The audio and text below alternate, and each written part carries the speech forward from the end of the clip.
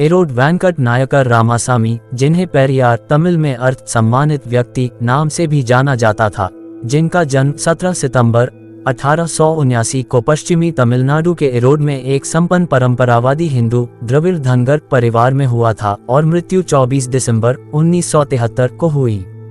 20वीं सदी के तमिलनाडु के एक प्रमुख राजनेता व दलित शोषित गरीबों के मसीहा थे। इन्होंने जस्टिस पार्टी का गठन किया, जिसका सिद्धांत जातिवादी व गैर बराबरी वाले हिंदुत्व का विरोध था। आइए सुनते हैं उनके द्वारा कहे गए कुछ महत्वपूर्ण कोट्स। सभी मनुष्य समान रूप से पैदा हुए हैं, तो अकेले ब्राह्मण को उच्च और बाकी को नीच कैसे ठहराया जा सकता है। केवल शिक्षा, स्वाभिमान और संबंध पारक गुणधर्म दलितों का उत्थान करेंगे। अगर किसी महिला को संपत्ति का अधिकार नहीं है और उसे जिसे चाहे उसे प्यार करने की स्वतंत्रता नहीं है, तो वह पुरुष के स्वार्थी उपयोग के लिए एक रबड़ की गुड़िया के अलावा और कुछ नहीं है। ब्राह्मणों ने हमें शास्त्रों और पुराण की सहायता से गुलाम बनाया है। अपनी स्थिति मजबूत करने के लिए मंदिर, ईश्वर और देवी देवताओं की रचना की है। कोई भगवान नहीं है। जिसने ईश्वर का आविष्कार किया वह मूर्ख है। जो ईश्वर का प्रचार करता है वह बदमाश है। जो भगवान की पूजा करता है वह बर्बर है।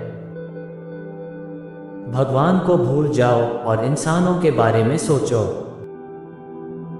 ईश्वर अगर होता तो वह उसके ही अस्तित्व पर प्रश्न चिन्ह लगाने वाले को पैदा नहीं करता।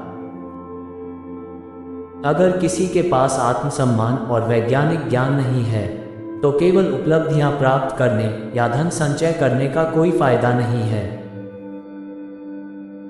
आर्यवाद का शुरू से ही कोई खुला विरोध नहीं था। यह चरणों में विकसित हुआ और हमें अपमानित बना दिया। एक पुरुष को अनेक शादी करने का अधिकार है, क्योंकि वह इससे प्रसन्न होता है। इस प्रथा के कारण वेश्यावृत्ति हुई है। समाज सुधार का उचित कार्य समाज से गरीबी को दूर करना और यह सुनिश्चित करना कि लोग जीवन जीने के लिए अपने निर्णय को ना बेचें। महान गुरुओं को युवकों को धर्म पुरुष बनाने की बजाय उन्हें ज्ञानी बनाने का प्रयास करना चाहिए। गरीब लोगों की मदद करके हमें उनकी गरीबी दूर करने में सक्षम होना चाहिए।